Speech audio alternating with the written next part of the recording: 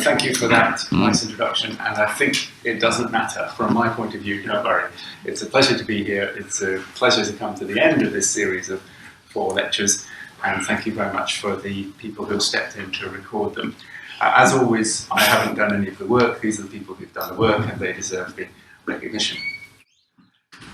When we are evaluating student work in my university, we are only supposed to award the highest marks to students who show an awareness of the limitations of their work and the future directions in which their work should be developed. So I was thinking, well, I don't know whether I deserve high marks, but I was thinking, what are the limitations and what are the future directions of what I've been saying to you about volition, agency and responsibility. And one possible limitation is that I focused almost entirely on what people do. I focused almost entirely on the aspect of human nature which produces outcomes. It's been quite productivist, homo faber. It's been mostly about what we can make and do. Is that a limitation? Well, I was thinking what I want to try and emphasize today to perhaps soften that limitation is that what an agent does is of enormous impact for other people.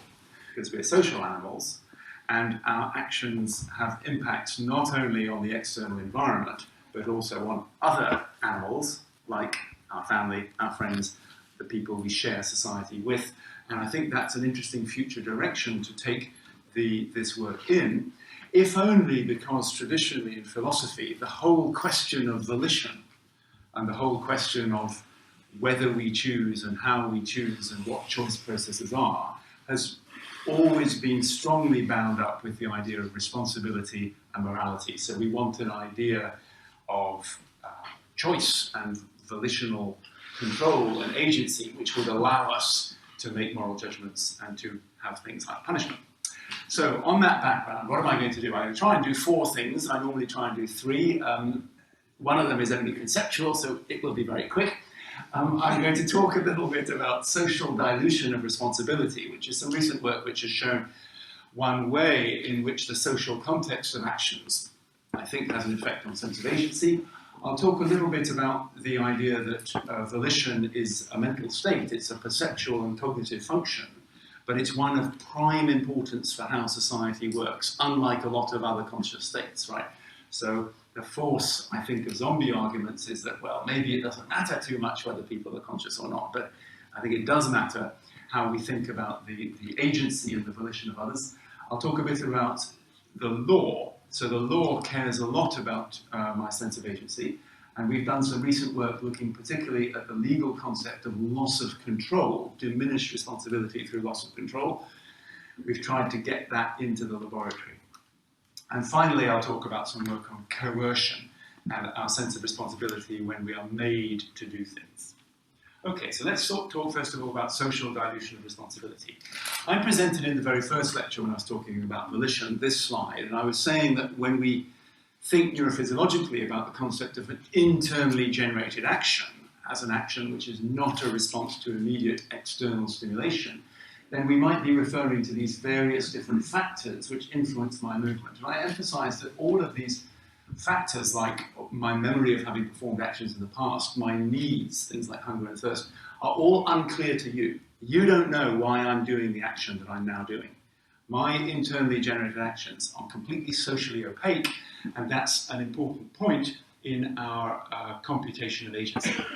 So other people's actions impact strongly on me, and my actions impact strongly on other people, but they're unpredictable. Those impacts are unpredictable. So I can't predict, for example, what any of you in this room will do. There are lots of things which you really should consider doing. So I left my wallet over on the table there. It's got some money in it. And you really should consider, well, why don't you just grab it and run? It seems to make a lot of sense. And this means that, that there are going to be some problems if we have to share space together, because we can only really share space if I'm confident that I can give my lecture without you grabbing my wallet and running off with it. So I'm going to be talking about some experiments in which I want to look at how the presence of other people in, if you like, the public space can influence one's own sense of agency. Now, there is a big literature on this. There's a big literature on diffusion and dilution of responsibility, and almost all of it stems from this bystander effect. I'm sorry, the left side of the screen is cut off, but only a tiny bit, so let's not worry about it. The bystander effect refers to the fact that when we see somebody in obvious trouble in the street, we think somebody else will do something, and we don't. Okay, so bystander apathy is this idea that somebody else will act. I don't need to act, or I'm not going to act because somebody else will. Now, the critical point about the bystander effect is it's concerned with whether we act or not. It says nothing at all about experience. It says nothing at all about sense of agency. It only concerns, if you like, the probability of acting. The other literature, which exists typically for joint actions, is the situation where several people are acting, and the question is who fired, in this case, who fired the fatal shot. So it's well known that in firing squads, they always give one of these people a blank bullet. And I think that's presumably deliberate, so that there's always, in this particular unpleasant situation, there's always an intentional ambiguity about agency. You never quite know who did it. And this is very similar to the experimental situations that we talked about in the first lecture, where you have things like in self-recognition experiments, where you could be looking either at a product of your own action, which is this visual feedback on the screen, or the product of somebody else's action. Okay, so there's a literature then on how my sense of agency has changed in these various different situations, but we wanted to ask perhaps a rather different question, which is, does the mere presence of somebody else who might act change, and in particular diminish, judgments of individual responsibility when one does act?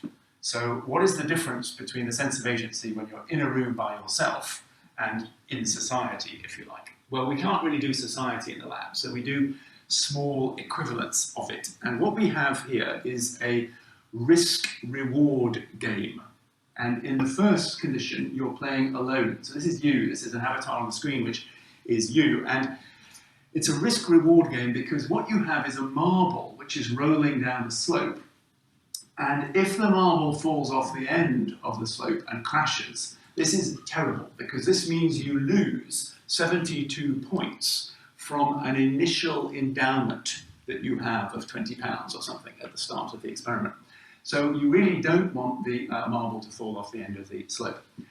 And you can, of course, press the button to stop the marble falling. And if you press the button to stop the marble falling very early, then you lose quite a lot of points. Whereas if you press the button to stop the marble just before it falls, then that's the best outcome because you only lose 4 points. So all your actions have a cost. You're always losing money here, but you can control how much money you lose by adjusting your risk-reward profile. So that's the game. What about society? Well, the way that society works, I should say that what we're actually going to measure here is we're going to ask people to make explicit judgments to indicate how much control they feel they have over the outcome, which is this visual sign of how much money they've lost. You can never win money, but you can lose less, which is like relatively low money.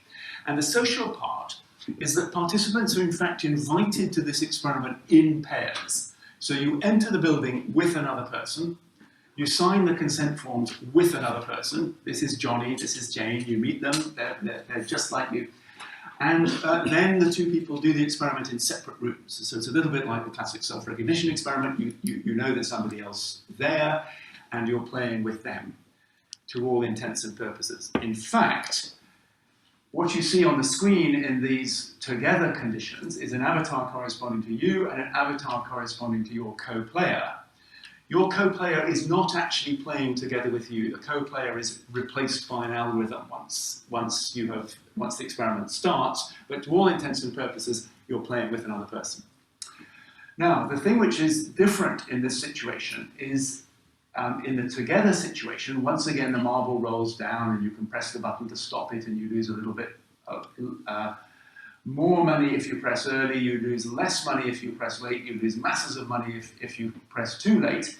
But this additional condition here exists. In this condition, you don't press the button at all, but your nice playmate presses the button for you, right at the, anywhere, but perhaps right at the end of the ramp, in which case you lose nothing at all. So the key point is, because you're playing in a social situation, what you get depends also on what the other person does. And the sort of ideal way to play this game in the social condition is not to press the button too early and to hope that the other person will press it for you. Because if you press the button too early, you're going to lose quite a lot of money. But if you hope that the other person will press the button for you kindly at the last minute, you lose nothing at all.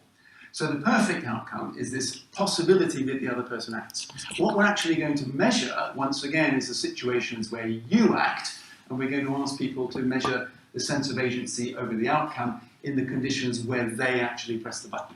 But in the social condition, somebody else could, as it were, help you. In the alone condition, this is not the case.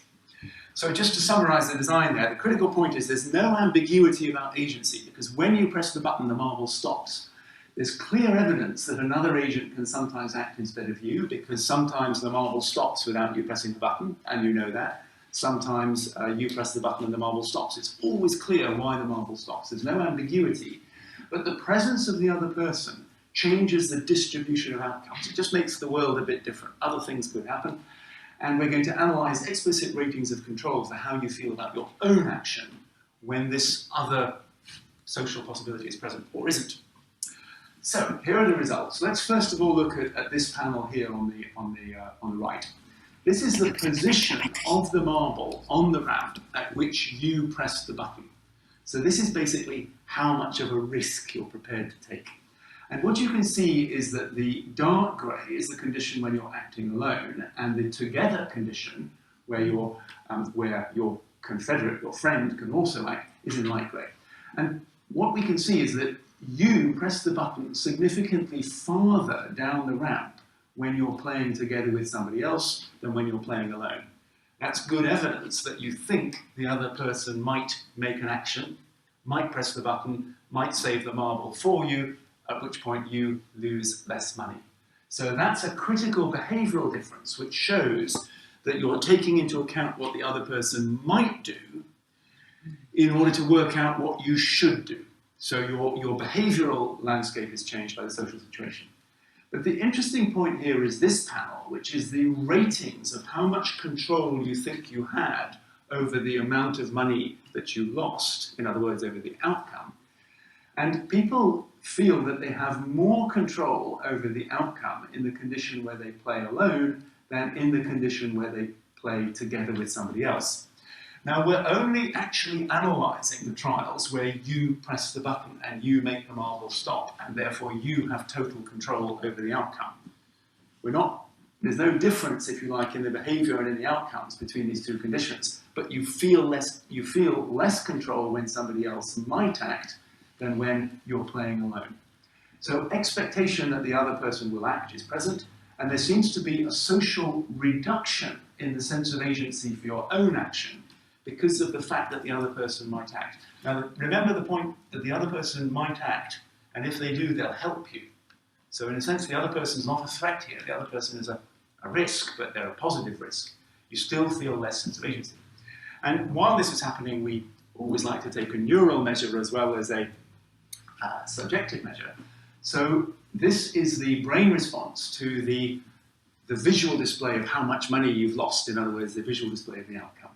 And around this time, measured with EEG here, around 200 milliseconds or so after feedback is given in a very, very wide variety of tasks, you get a deflection of the EEG called a feedback-related negativity. So those of you who have been to more than one of these lectures will know that we always like to plot negative up when we do EEG experiments. So you'll see that negative is up, positive is down. So the feedback-related negativity refers to this negative going wave, which occurs around 200 milliseconds after a signal which tells you how well did you do. And it seems to be something to do with the neural interpretation of feedback and learning and model adjustment. And what you can see is that when you act alone, you get a strong feedback-related negativity. You get a big shift towards the negative 200 milliseconds later. But when you're acting with somebody else, or when you're acting in a situation where somebody else might act, this is reduced, and it's significantly reduced. So what we have is a reduced neural evaluation of the significance of outcomes of your own action in a situation where somebody else might have been acting as well. They didn't, but they might have. So just to conclude from this little section, what does this mean in terms of our actions in groups? What it means is that the presence of other potential agents clearly changes the overall action-outcome relation. So working in an external environment where other agents are present is different from working in an external environment where I act alone. But the important point is this reduces one's sense of control when one does act. So there appears to be a genuine dilution of responsibility, of perceived responsibility, simply because somebody else might do something, even though I'm actually measuring here what I feel about what I myself do. We think, theoretically, that one way to interpret this is that there's a kind of cooperative group counterfactual thinking. That's just a set of words that we strung together, I think, to explain the results. But the concept is that an important part of society, and perhaps of mind reading, might be that when one works with another agent, one's always aware of what might that other person do. And the interesting finding is that tends to reduce individual sense of agency. So I said right at the start that one of the reasons for being interested in volition and agency is that you can change the world, you can do lots of things, you can be productive if you like. And individual agency can of course change the external world, but we've got to remember that this external environment, this world, is actually shared. I'm not the only agent, there are other people who can change it too. And it looks as though the subjective experience of one's own action and one's own responsibility takes into account the fact that multiple agents might all have influence on the same external environment. Okay, so now I want to talk a little bit about why we might care about the conscious experience of volition and the conscious experience of agency at a societal level. Why is this more than just an interesting piece of introspective phenomenology that I can self-indulgently amuse myself with? Well, I said before that other people's actions have profound effects on me, but of course it's reciprocal because my actions have profound effects on others. Others can't predict what I do. And we've seen some of the ways that that changes people's behavior and people's sense of what they're doing. And it introduces a social problem because it means that society has to deal with my unpredictable behavior and I have to deal with other people's unpredictable behavior. And it seems to me that one way that societies often do this is they require me to control my actions. And one way that they do that is by holding me responsible for what I do. So there is perhaps a social problem that I don't know what you're going to do, you don't know what I'm going to do, but if we know that we're both part of the same society and you will be held responsible for what you do and I'll be held responsible for what I do, this might work better. This is one way of managing the autonomy, flexibility and unpredictability of human action. Now what I want to draw your attention to here is that this idea of society requiring me to be responsible and to control myself is a really psychological idea. It's also a social idea, clearly. It's got a lot to do with social structures, but it's got a lot to do with my mental states. So you invoke strong experiential and cognitive assumptions when you run society like that. And in law, there's most of what I say about law, I must apologise, is really linked to UK law. So law, like food, is one of those bits of culture that really does not travel well. Never eat in French restaurants in London. Never try to understand the law in one country by reference to the law in another. I can only really talk about UK law. So in UK law, this concept is deeply expressed by something called the voluntary act requirement. The voluntary act requirement. And the legal scholar École has really developed very strongly this idea that in order for the law, for society through the law to hold people responsible for their actions, you need to have some minimal connection between mind and body. This is a legal scholar writing. It's really interesting that they express in such psychological terms the basis of the legal concept of responsibility for action. So what does this actually mean? Well, the law assumes that my actions are goal-directed. The law assumes that my actions are performed for a purpose. The law assumes that I am cognitive, that I'm cognizant of what I'm doing, of those purposes, that I choose those purposes, and that I know what's called the nature and quality of the act. And very interestingly, the law assumes something which in philosophy is really important, this kind of counterfactual conditional. I could have not done it. I could have done otherwise. I didn't have to do what I actually did. And if those conditions are met, then the law might hold me responsible. And these are exactly the same kind of processes and terms and entities which one would use to express the psychology of agency. So I need to have an intention, which corresponds perhaps to the purpose of my action. I need to have the conscious experience of volition, of controlling my movements, in order to produce those effects. So, there's a very interesting link there between law and psychology, which I'm going to talk about now. So here is a very august gentleman. This person was a very important judge in England in the 20th century, and he was called the People's Judge. So he was supposed to somehow express a very pro-social expression of the law. No act is punishable if it is done involuntarily. Now, notice the definition by exclusion of what a voluntary action is. An involuntary act means an act done without any control by the mind, such as a spasm or a reflex action, or an act done by a person who's not conscious of what he's doing. So the law has this deep dualism, which I think doesn't particularly agree with the way that we think about action experience and action processing in neuroscience. And I think it's very interesting to see whether one can bring those two fields closer together in any productive way.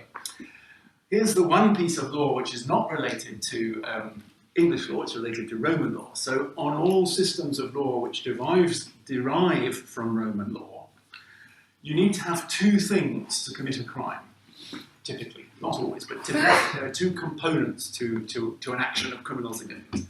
One is there has to be actus reus, which means there needs to be an action. You need to do something.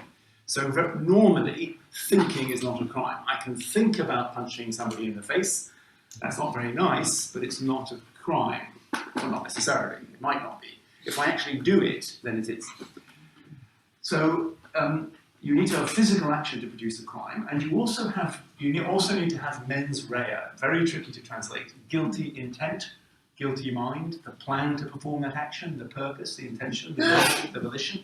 And if you have those two things together, then you're responsible. So that's the sort of classic model from Roman law. Now let me tell you a little bit about some of the situations which are really sort of thought experiments, although they tend to be thought experiments in the rather unpleasant situations of crimes that happen and cases where people claim the actions are not voluntary, and therefore society needs to attribute or needs to sort out the questions of responsibility. So you can do them as thought experiments in philosophy. Unfortunately, they happen in our everyday life, normally in situations of homicide, so most of the sort of tests of voluntary action are normally related to murder. So let me tell you one such story, and then we can consider the relation between volition and responsibility on that basis. So this gentleman, does anybody recognize him? Good. So this person is Sir Robert Peel.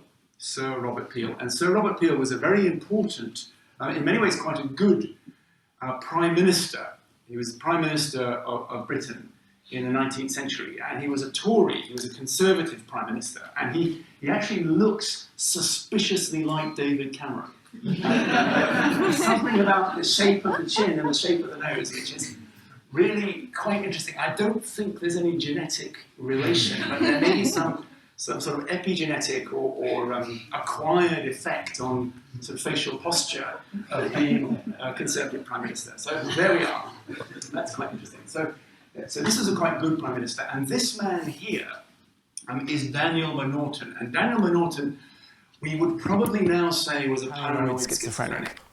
Okay, so we don't know that. He wasn't sort of described in those terms at the time, but he was probably a paranoid schizophrenic. And he had the delusion that the Tory party, the Conservative Party, were persecuting him. He had the illusion that he was being followed in the street by Conservative or agents of the Conservative Party who were making his life a misery. So a delusion sort of characteristic, perhaps, of paranoid schizophrenia. And he decided, well, I don't know if he decided, but he tried to kill Peel. He tried to shoot him. And in fact, he shot the wrong person, very tragically. He shot one of Peel's assistant secretaries rather than Peel, and he killed him. So he was arrested and he was arraigned for homicide, and he really had very little to say in his defense. He said, I was being persecuted by the Conservatives, and he gave effectively a delusory account of why he had to tried to kill Peel, and in fact killed this other person. And as you can imagine, this provoked a national outrage. It was a scandal, and what can we do with this person? It was clearly difficult to judge them in the court of law because it appeared that they didn't really sort of work cognitively, and they hadn't performed the action in a cognitive way that any of the systems of social understanding of action could really cope with. And the judgment was given that he was criminally insane and he was committed to what we would now call a psychiatric institution.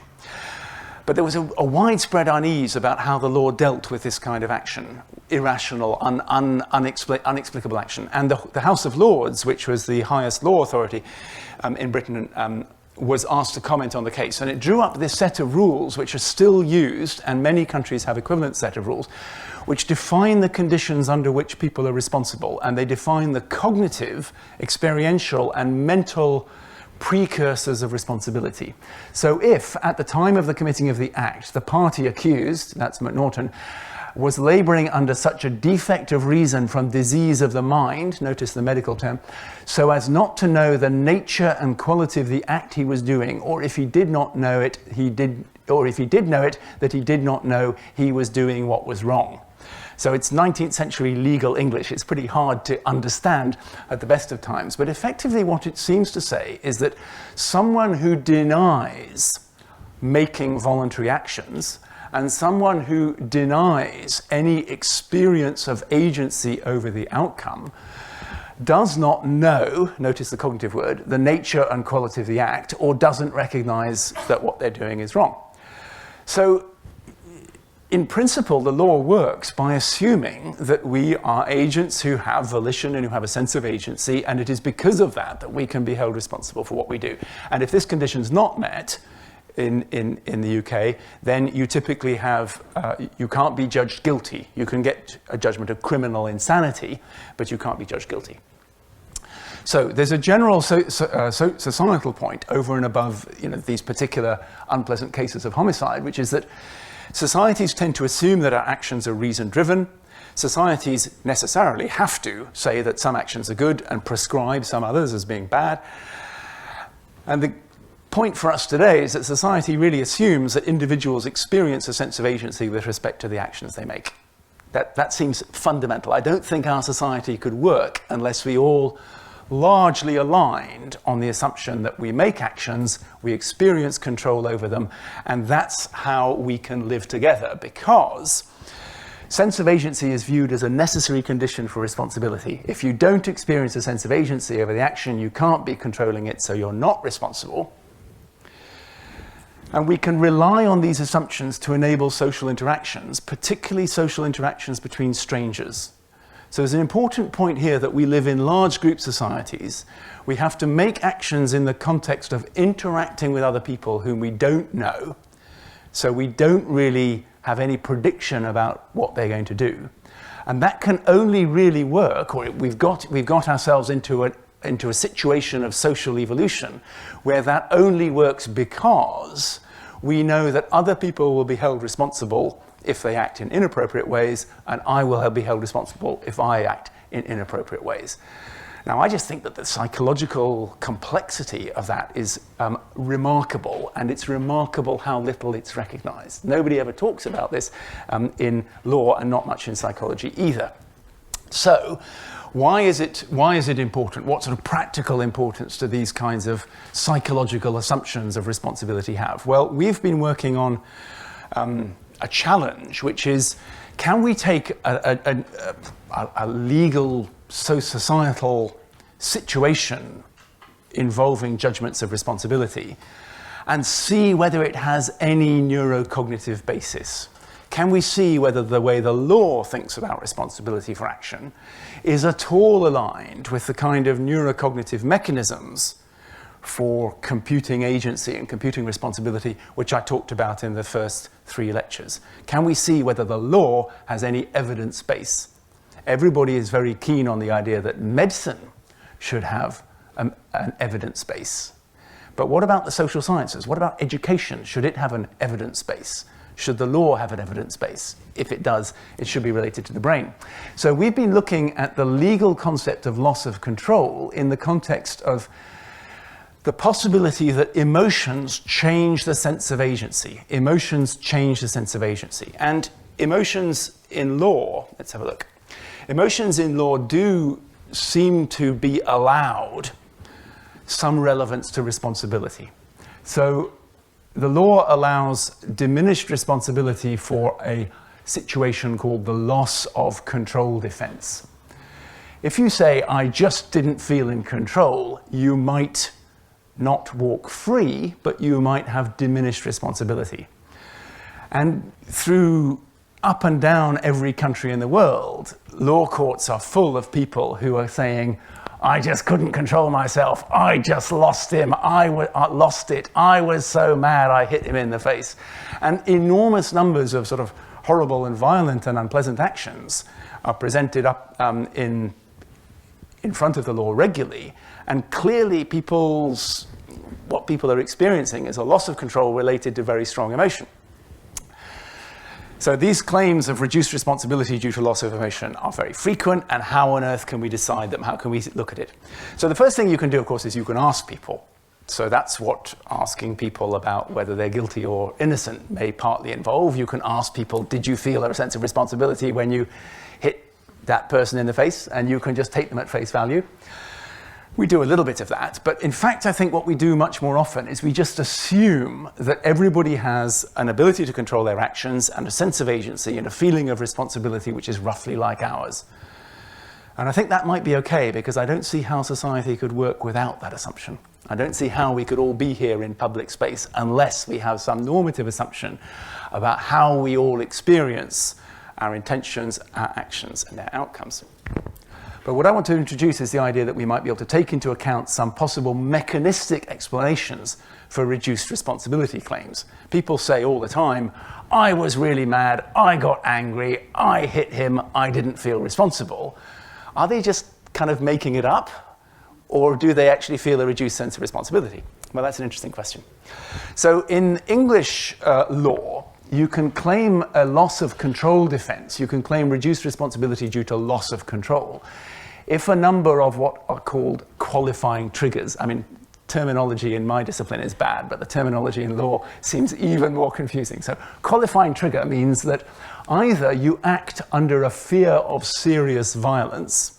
So if somebody is coming at you with a knife, then maybe you're allowed to punch them in the face, or maybe you're less responsible if you punch them in the face. And another qualifying trigger, interestingly, is if you have a justifiable sense of being seriously wronged.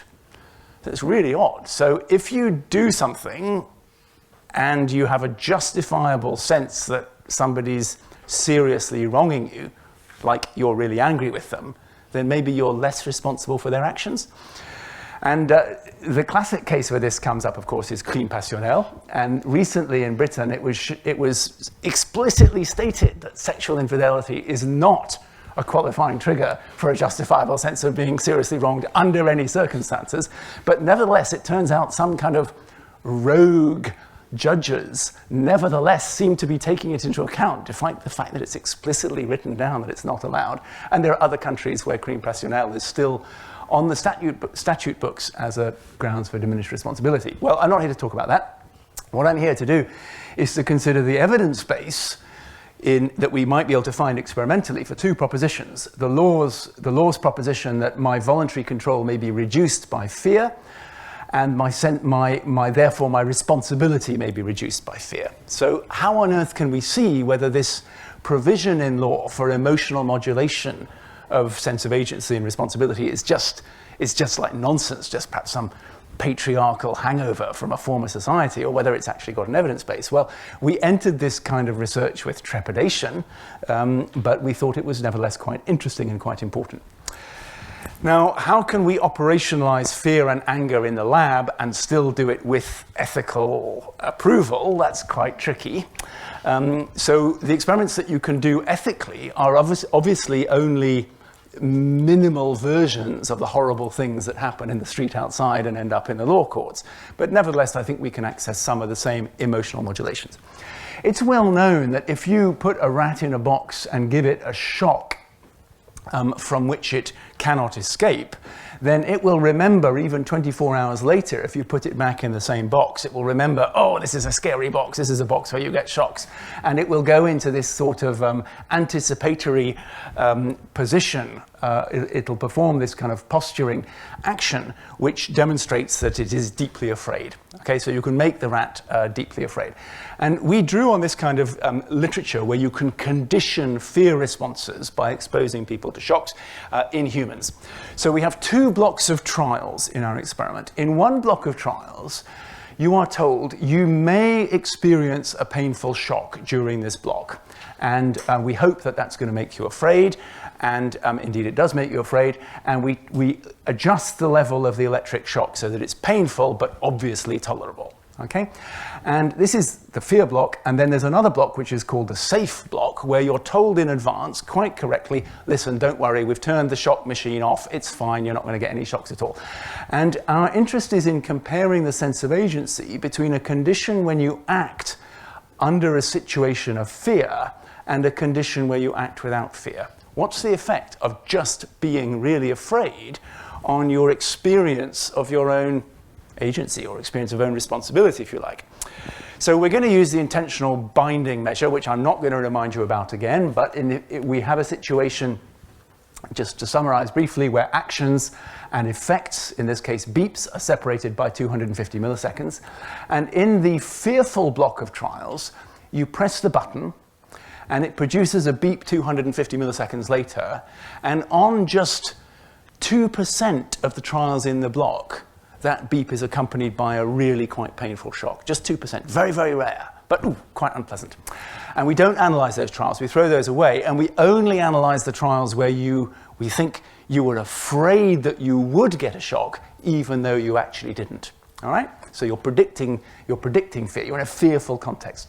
And we can measure, using the mental chronometry method, the shift in the perceived time of the action towards the subsequent beep, which always happens. The shock doesn't happen much, but the beep always happens.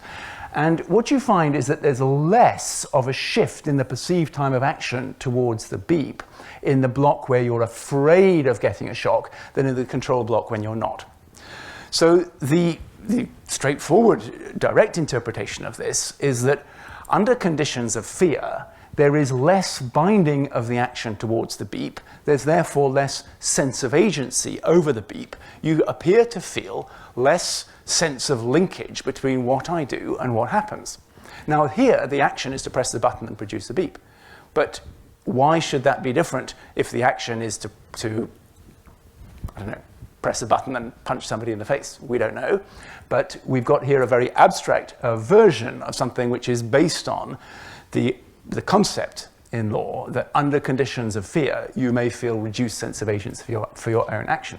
So it looks as though, in this particular case, the law may have got it right, that fear does reduce the sense of agency. Now, from that, it doesn't follow what the law should be. It just follows that the law is somehow in parallel with something that we can measure in the laboratory as being an interaction between emotion and the experience of agency. In another part of this study, we tried to induce anger, right? So the law allows that if I'm very seriously wronged, I may perform an action and claim reduced responsibility for an unpleasant outcome.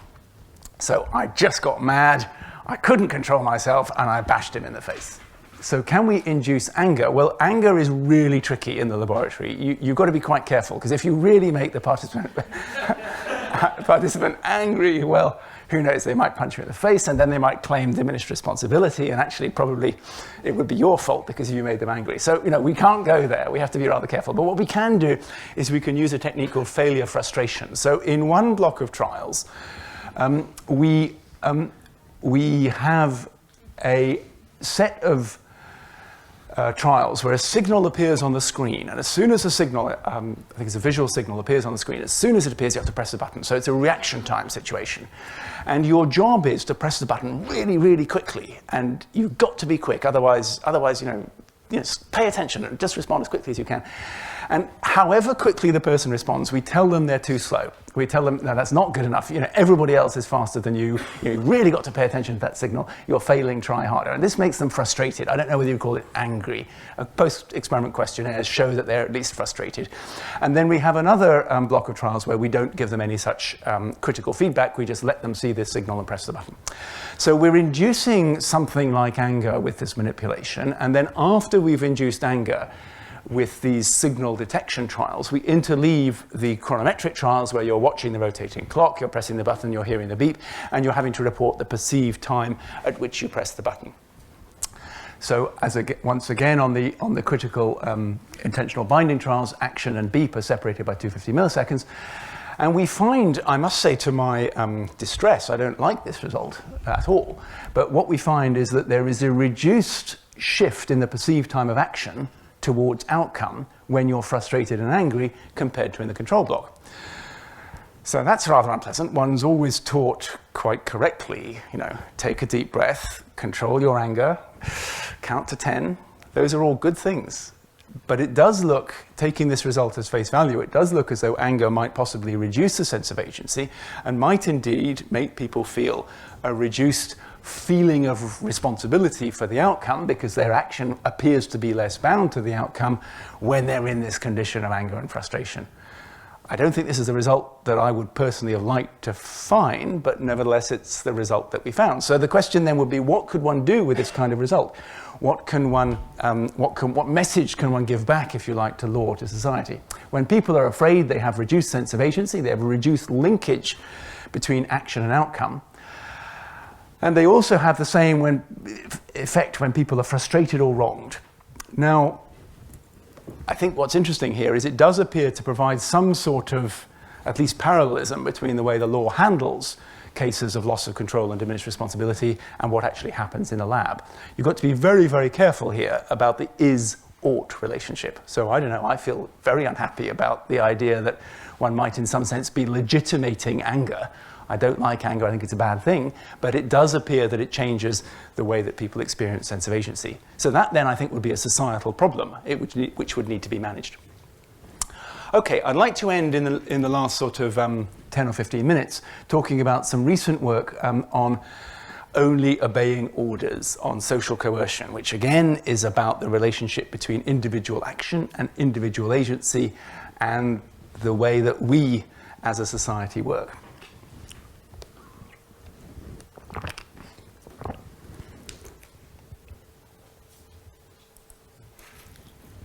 So what's the social context within which responsibility works?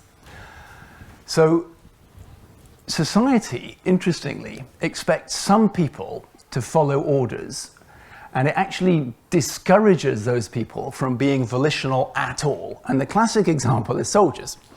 You don't really want the soldier saying, well, I feel like doing this, or I feel like pressing that button, I didn't feel like doing that at all. You don't really want that.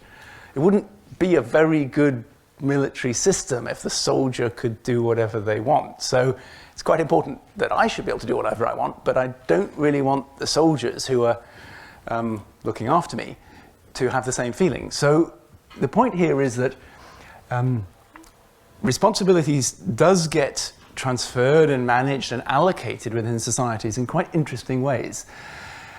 Air traffic control is another interesting point. So what you want with air traffic control is you want people who are really going to follow very clear rules. It's not that you don't want them to make any decisions, but you kind of want their decisions to be of a particular kind. Soldiers, perhaps even more clear that you don't want them making up their own minds. The officer decides, the soldier executes. Now, what's quite striking is how carefully we regulate these situations. The situations under which we expect people to follow orders rather than to make up their own mind are situations where we will very possibly change the way we handle responsibility. So a serving soldier, particularly in times of declared war, has a completely different responsibility from what they do compared to you or I, or the same soldier when they're off duty. And in modern societies, there's this nice phrase called the state monopoly of coercion. So we only allow the state to force other people to do things to control the actions of others by coercion. We don't allow one person to coerce another. We only allow the state to have the right to make people do things like, I don't know, pay taxes or do things when they're under military orders.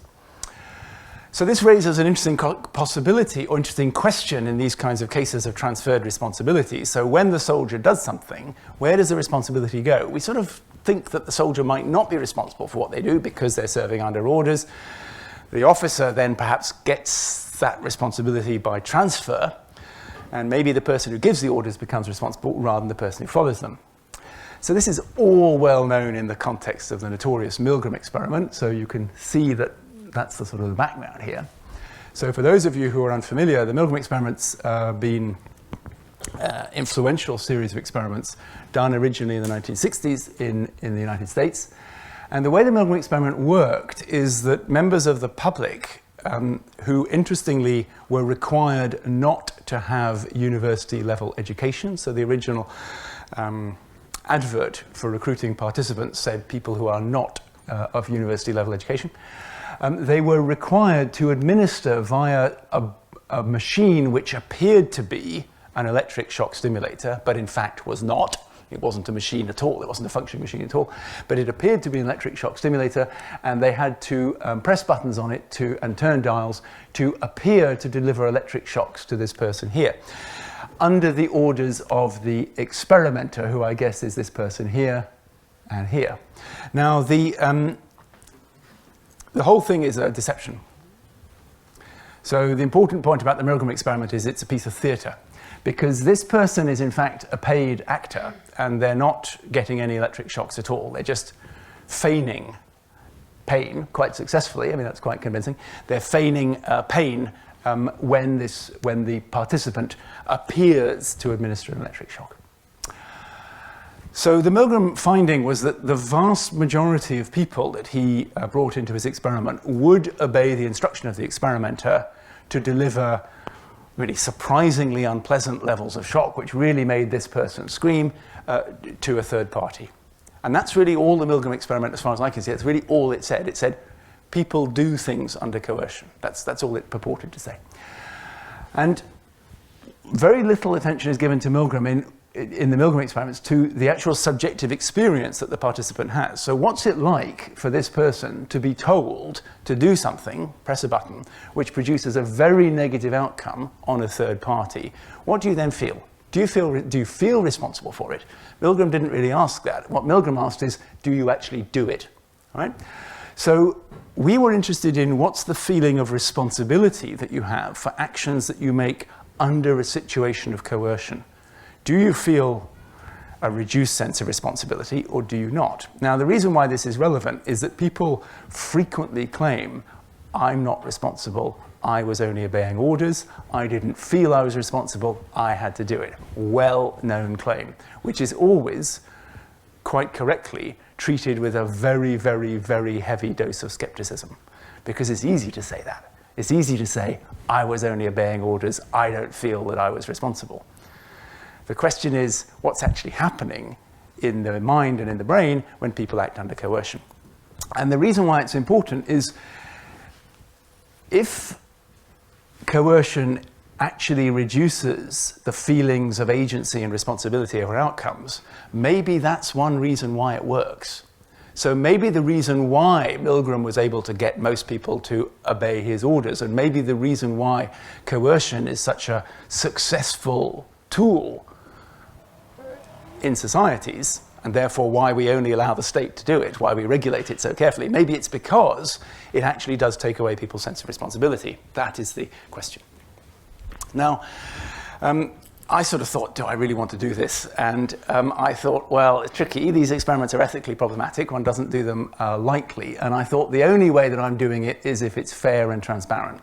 So we tried to devise a Milgram experiment critically which does not depend on deception. So it's a Milgram-like experiment, but it does not depend on deception. The way that it works is we have two participants who will be delivering electric shocks to each other. So here's electric shock stimulator. Each participant is wearing a pair of electrodes.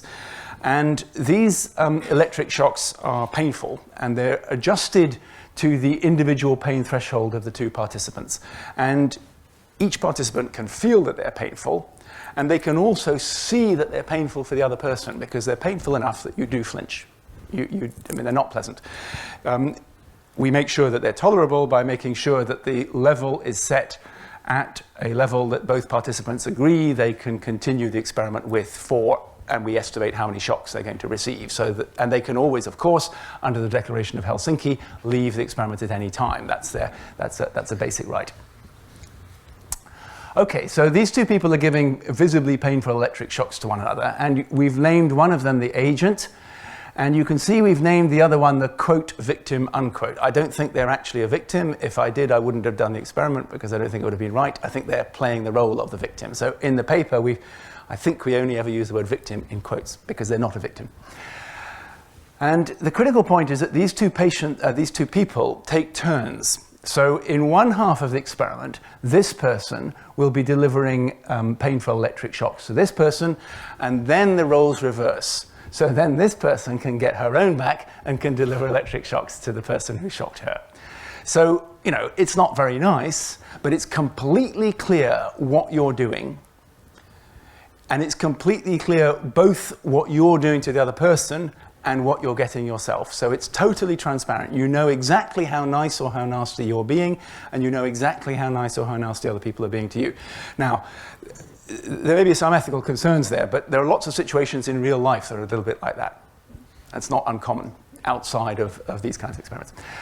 We do this in two conditions. We have a coercion condition in which an experimenter gives a coercive instruction to the agent that on this trial, you have to give her a shock. You have to. You have to press that button, and that will give her a shock. And we have a free choice condition where it's entirely up to the agent whether she delivers a shock to the quote victim unquote or not. Now, why would anybody conceivably do that? Well, there are two reasons. First of all, you get a small financial reward for every shock that you deliver. Money is a great motivator. That's a little bit tricky, but it's very common practice in this kinds of experiment. And it's also pretty similar to a lot of things that happen outside the lab. It's quite common that those of us who are lucky enough to draw a salary have to do something which is a little bit unpleasant as part of drawing our salary. It's quite common, it's not something I've ever had to do, but it's quite common, for example, that a boss might have the job of telling a worker that they're fired. It's not very pleasant, but it's something which quite commonly happens. So taking money for doing unpleasant things is not unknown. So in the free choice condition, the agent chooses whether to shock the quote victim or not and gets a small financial reward. And because, of course, the roles reverse, it may be that the agent decides that they're going to give lots of shocks to the quote victim because they've had a lot of shocks given to them by the victim before. All right, and that is in fact the case. There is a reciprocal, if one person's gives a lot of shocks to the other, then when the tables are turned and the roles are reversed, then this person gives a lot of shocks back. So we've got a 2x2 design where we've got an implicit measure based on intentional binding. So I'll explain that first and then the design. So every time the agent presses the button, it's always followed by a tone. And the tone will happen a few hundred milliseconds later. I'll explain that in a second. And rather than using the rotating clock, because it's quite a complicated experiment already, we're going to vary the interval between the action and the tone and ask people to give an estimate, a verbal estimate of how long it is. So you press the button, you hear the beep, and you say, I think that was about 460 milliseconds. And the actual intervals between the action and the tone vary. There are several different intervals, and you just have to report how long you think they were. And binding in this kind of interval estimate situation corresponds to the idea that you underestimate the duration of the interval between the action and the tone. And while this is happening, we're measuring the EEG response to the tones. The experimental design is a 2x2. So there are two blocks of trials. In one, the experimenter coerces you on each trial, saying, right, now you've got to give her a shock. And then on other trials, the experimenter will say, press the other button, don't give her a shock this time. But you're told on each trial what you have to do. And then the other block of trials, you choose for yourself whether to deliver a shock or not.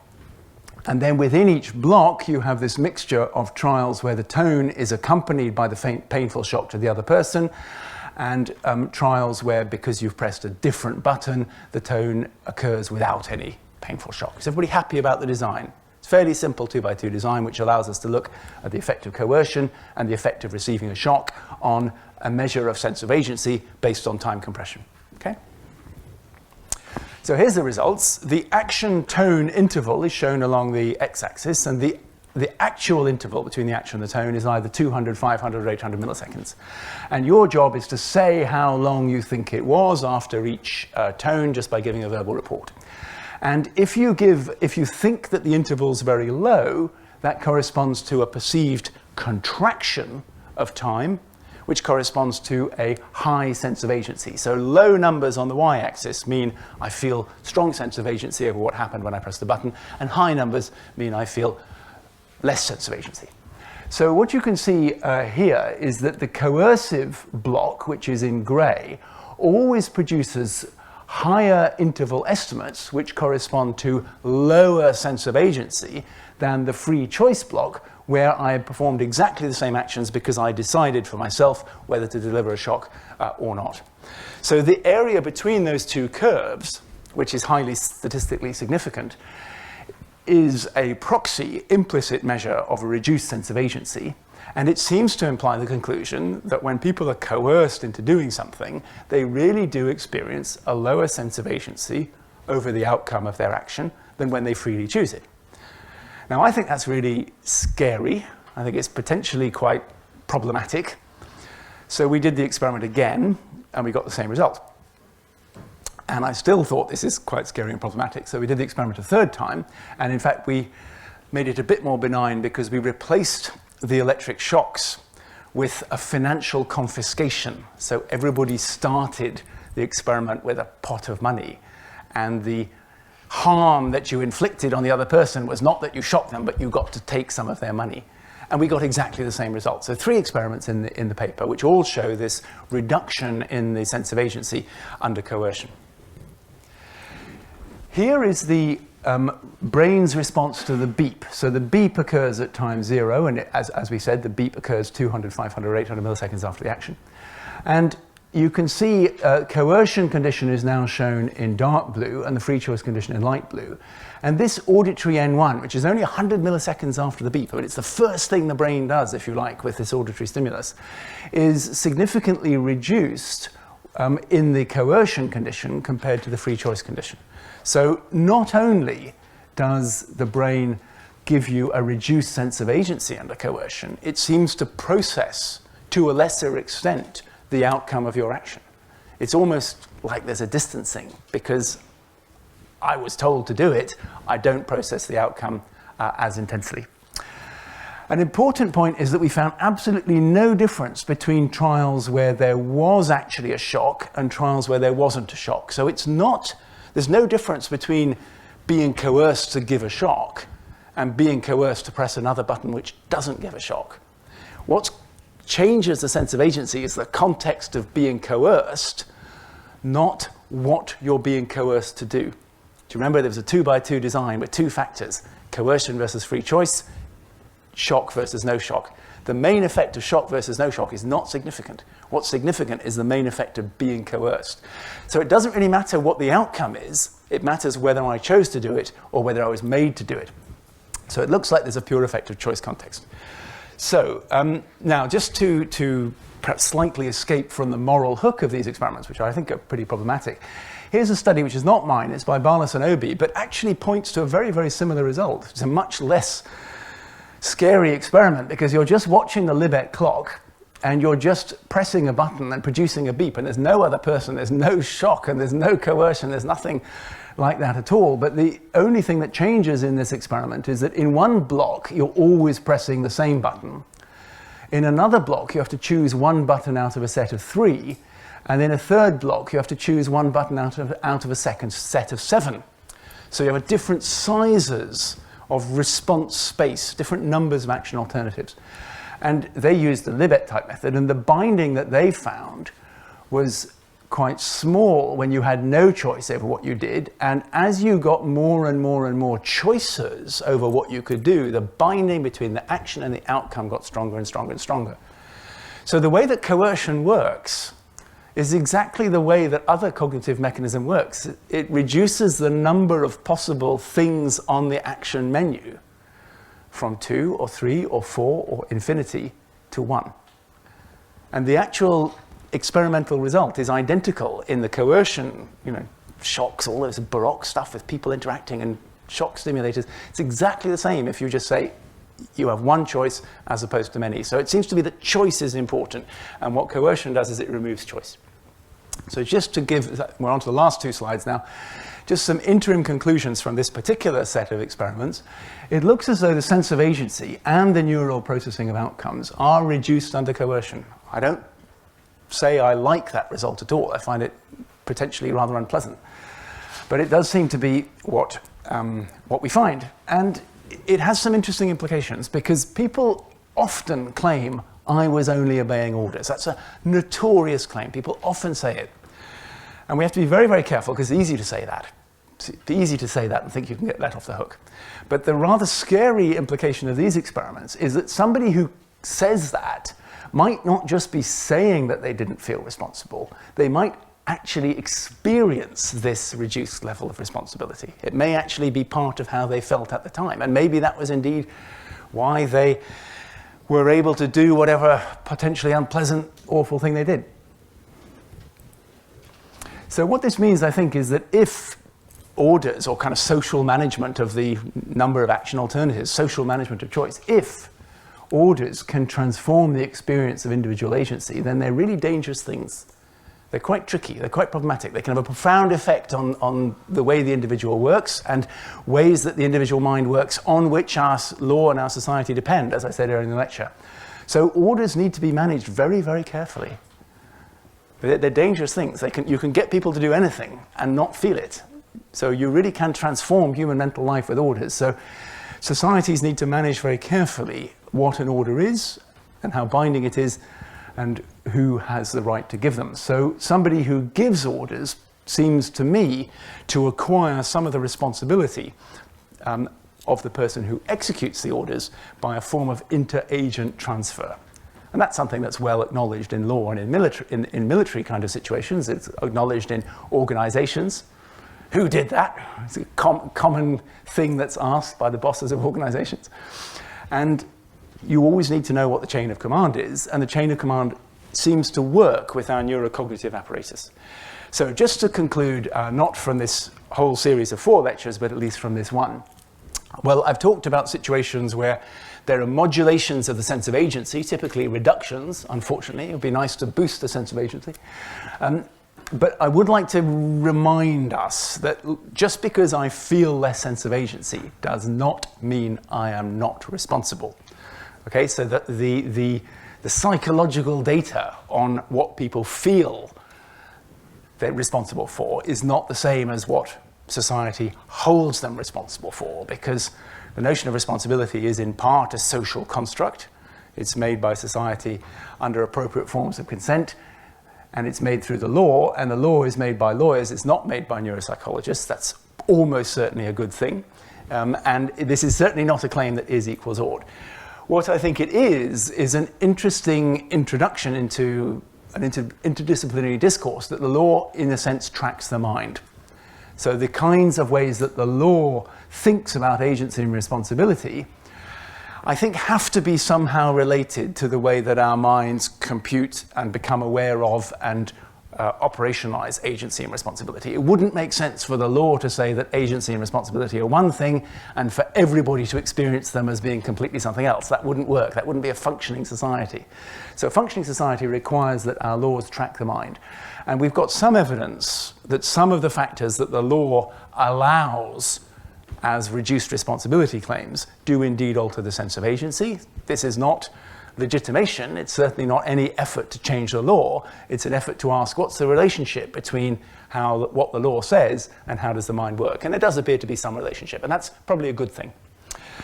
What does this mean for society? Well, the law is just a sort of social institution, and the rules and practices we live by, of which the law is one, what have they got to do? Well, they're going to do whatever they want to do. They're not going to do what neuropsychologists say, but presumably rules and practices we live by are designed either to ensure our well-being, or if not our well-being, at least our continuity. Most societies are interested in continuity. And they've got to track our experience and our neurocognitive machinery in some way. We can't have social structures which completely depart from the way our minds work. And I think that's interesting because that's not something that you read much in the social sciences, but I think it's true. I think our mental and cognitive apparatus strongly constrains the kind of society we have. I think there are lots of challenges in modern societies, for example, highly technologized and highly virtualized societies, where one really does begin to wonder, do we have the mental capacity to compute agency and responsibility with the kind of tools and kind of machines that we're now using, and which society expects us to be able to control and be responsible for? I think those questions are pertinent. And I think one thing that's really important to end on is the idea that we're social beings, but we're also cultural animals. We spend a lot of time educating each other, both formally and informally, both in development and in lifelong learning. So this neurocognitive machinery, which gives us our experience of responsibility, develops, and there are constant chances to tune it. And we spend a lot of time teaching our kids what responsibility is, or we should spend a lot of time teaching our kids what responsibility is. And I think societies need to use education and culture in order to make sure that the law and the mind are appropriately on a well-aligned track. And at that point, I'd like to thank you very much for your attention.